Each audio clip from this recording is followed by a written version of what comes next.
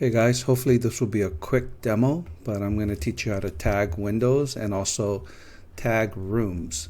Traditionally, when you're drafting in AutoCAD, you would just put a text here and say, call it a bedroom. So it'll be really what we call a dumb text, right? It's just a regular text. But in Revit, it could be very intelligent. It will know, that it's a room, how many square foot it is, and all of that good stuff. So you definitely want to tag it properly so that it knows what you want it to show. All right, so let's first go ahead and tag rooms. So when you're in the architecture tab, there will be a room. So you can click on that and it'll do this, right? So then you click it and you could now click inside of that box and say, whatever, master bedroom. This is actually fairly intelligent, meaning it knows that this room is within these four walls. And if you click on that room, you click on this X, which represents that room, it'll also tell you how many square foot it is, 163 square foot. There's 51 linear foot of wall, like basically if you add up this length all around, it's 51 linear feet. So it's very intelligent, whereas in AutoCAD or other, I guess, traditional drafting software, you would just simply put a text. So I'm going to come in here and put another room. So it's pretty intelligent enough to know that that's a door and that this is a room, right? So I'm going to double click on that and say bath. And then, maybe this is a closet or that's a laundry. So let's go ahead and put a room tag there. Now, I don't necessarily tag everything in a project. Again, it's really up to me as the drafter to figure out what I want to communicate and what I don't really care to communicate about. Like for instance, like hallway, I'm not going to tag that. But I'm going to tag like the kitchen and the living room area. And what's really interesting about this dilemma is that if I click this, you see how this X goes all the way into the hallway, into the living room? It's like it's tagging the whole space because Revit doesn't really know where it stops. So for instance, if I click on this X, you can see that it's bleeding all the way into here. So there is a little trick that you guys are going to have to utilize to split the rooms. So I'm going to show you how to do that first. Well, first I'm just going to, so that I don't have to replace this room tag, I'm just going to move it up here and say kitchen. Yeah. Kitchen. And right now this kitchen is bleeding into the living room and the hallway. But if you come here, there's a thing called a room separator, and you can literally draw a line from the wall. So from here, I'm going to say, like, divide up that area to be the kitchen. So now if I come here, you see how it's just, and of course, this is your choice where you want to divide that up. And this is just a line that Revit uses to divide up. And then of course, if I click on the living room, it's going to bleed all the way through. And if you don't care for that, or if you don't care if it bleeds through, then just go ahead and tag it now. If not, just put another divider here. So let me kind of go do both. I'll say I'll put a room here and I'll call that living room. And right now the living room bleeds into here, and if your client really wanted to know roughly what that square foot is, then it would be incorrect because you're going to add all of this. So you can simply put room separators there like that.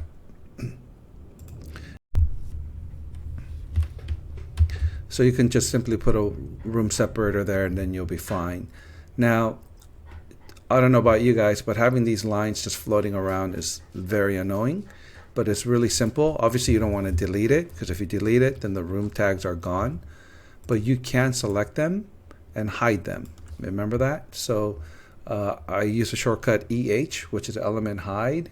I actually don't know how to find it here. Oh, maybe it's this guy. Yep. So, but I suggest you just use EH, all right? But it's still there. If I go to this room and kind of try to look for that X, you can see it's dividing it and it knows. One more thing, if I come in here Obviously, it's not bleeding into the closet. And sometimes, the client wants to know the total space, including the closet. So instead of trying to tag this room as a closet and then have an extra square footage or have an extra tag, if you will, you can actually select this wall. And then if you notice that after you select this wall, you come here, oops, and it says room bounding. What that means is that this wall is going to keep this room from bleeding over. So you want to just check this off. And then now if I click on or find this X, you see how that X bled into this area too. It's counting the whole space as the master bedroom. So again, it's a choice on how you guys want to represent things.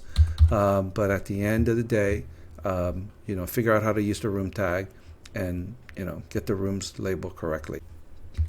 All right, so now let's get on to tagging the windows and the doors. And actually, I don't know because this is going to be Revit out of the box. So let's go TG. Oh, that was a shortcut. Let me go to, you'll find it here. Annotate, tag by category. It means that, what that means is Revit's going to be intelligent, meaning if I pick a wall, it's going to know it's a wall. If I pick a window, it's going to know it's a window. If I pick a door, it's going to know that it's a door, right? So it's tagged by category. So I'm going to pick a window, and it tagged it, which is great. And there's a couple of things here that's happening right now. But let me kind of go through it. So this is Revit out of the box. Oh, actually, I didn't want all the leaders. So I'm going to select that and click leader, check it off. Or you can actually select that, right click, select all instance in view, which selects all of that. And then I want to take the leader off, because I don't want to see the leader. I'm just going to move it closer to the window. So a couple of things that's happened. You notice that this leader ended up on the inside. You guys might have guessed it by now, but because this window is, the outside is on the inside. So it really should have been like that. So now if I tag it, it'll show up on the outside. But I'm just going to now just move it across and call it a day. And that one too is facing the outside or facing the inside. And another thing is, you can see, for me, some offices, they will, as long as these windows are all the same type, they want the same number. I actually don't like that. Let me repeat that. It's because this window is a 36 by 48, and that window is also a 36 by 48. So in effect, these are all the same windows, where it says number 1. But for me, conventionally, I like each window to have its own identifying tag, because let's say I want to change this bathroom window. It's hard for me to say, that window number 1, because there's a lot of window number 1, correct? So I rather give all the windows individual tags, even though they're the same type of windows, because who knows, I might want to change this window to a different size. So let's kind of take a deeper dive into this tag and what it's reading. So if I select this tag and go to edit the family, what I'm editing is that tag, and this tag has a label. And this is probably getting kind of too advanced at this level, but I'm just going to introduce it anyway. And if you guys don't get it at the moment, it's fine. But at least we're going to talk about it, and when it comes up again, hopefully you'll get it. So I'm trying to understand what this label is. And label in Revit is really a smart object. So if I click something, label it what it is, and then it'll label it what it is. Or label the color, then it'll label whatever color it is. So label is just another term for being a smart title, if you will. Whereas if I just put regular text, it's just a text that you can manipulate whichever way you want. So when I click on that, I go to edit. It's telling me that this label, the sample value is 1T, so that's just an arbitrary thing. This label is actually looking for the type mark. And the type mark, basically it's the same. Like if we use the same window, all the windows will have the same type mark. So Obviously, in that particular window, the type mark was number 1, right? But we don't want type mark, so you want to get that out of there. And you want to come down here and you want mark. So there's mark, there's type mark, right? So you want to say, I actually want you to read the mark.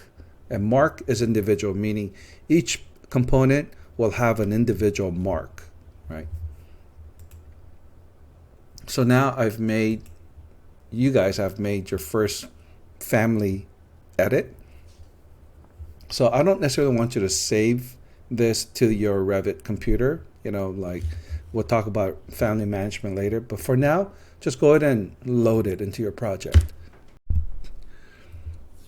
So when I try to load it, it's asking me, hey, there is an original tag already there. Are you sure you want to load this one? You're going to say yes, override existing version and all its parameter values.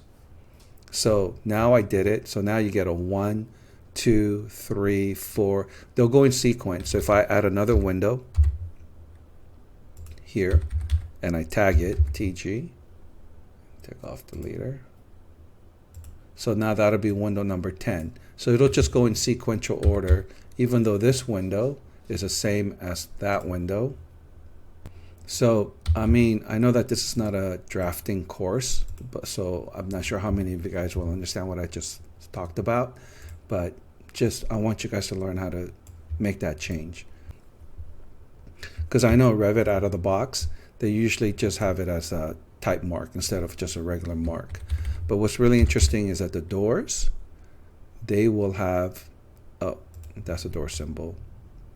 They will have an individual tag by default. So it's really silly why Revit did that. But if I break into this family here and select this label and go to edit, it'll be a mark. And that's what it should have been out of the box. So obviously the engineers weren't really architects and they didn't know. And when you make these changes, just for now, don't say yes. All right. So like, especially this one, we made these changes. So when you close it, don't save it for now. Eventually, if you guys make your own custom family, obviously I want you to save it, but don't save it for now.